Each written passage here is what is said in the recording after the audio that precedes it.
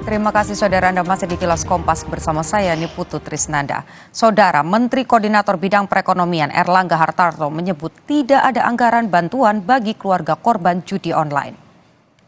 Pernyataan Erlangga merespons usulan dari Menko PMK Muhadjir Effendi yang menyampaikan korban judi online masuk ke dalam daftar sebagai penerima bantuan sosial atau bansos. Menko Erlangga menegaskan tidak ada anggaran terkait usulan tersebut. Meski demikian, ia mempersilahkan jika ada kementerian yang berniat untuk mengusulkan bansos bagi keluarga korban judi online. Tidak ada di dalam anggaran yang ada sekarang. Tentu kalau ada usulan program silakan dibahas dengan Kementerian Teknis.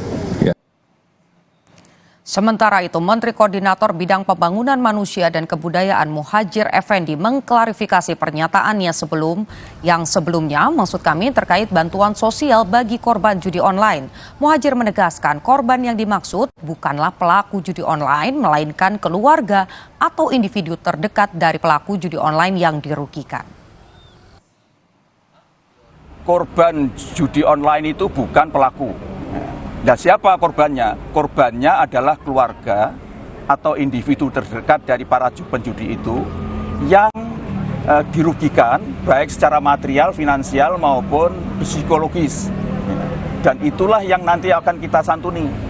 Kalau mereka itu yang kehilangan harta benda, kehilangan sumber kehidupan, ya, maupun kehilangan mengalami trauma psikologis, ya, kalau mereka itu nanti berupa keluarga, ya, jadi keluarga sekali lagi ya, keluarga, dan keluarga itu jatuh miskin, maka itulah yang nanti mendapatkan bantuan sosial.